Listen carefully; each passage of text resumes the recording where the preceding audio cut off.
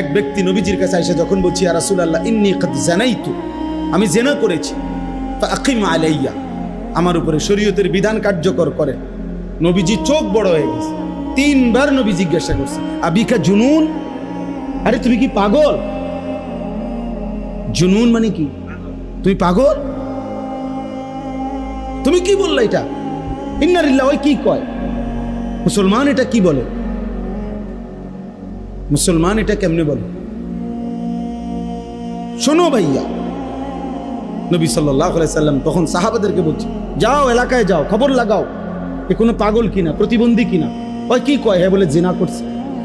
সাহাবীরা খবর নিয়ে আইসা বলছি ইয়া রাসূলুল্লাহ, না সে পাগল না, সে সত্যিকার অর্থেই জিনা করেছে। আল্লাহ নবী সাল্লাল্লাহু আলাইহি সাল্লাম বলেন, তাহলে যাও তাকে পাথর মেরে মারো।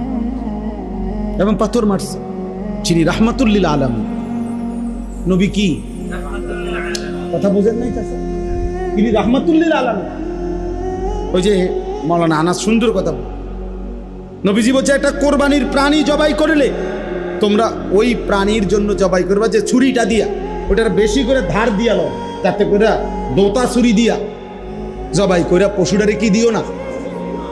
সেই রাসূল বলতেছে একটা আস্তা মানুষ ওরে পাথর মারো। আল্লাহ বলছে ওরে পাথর মারো।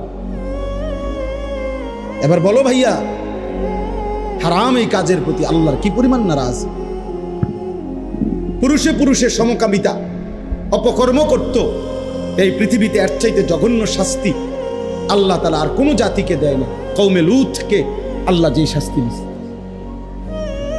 7 তবক জমিনের মাটি উঠাইয়া এরপরে আসমানের কাছে নিয়ে উল্টাইয়া একটা আসার দিছে, দিয়া এটার উপরে ফাজআলনা আলিয়াহা সাফিলাহা, কোরআনে আছে আমি নিচের ভাগ মাটি উপরে উঠাই লাইছি, উপরেরটা নিচে দিয়া দিছি, তো সব নিচে।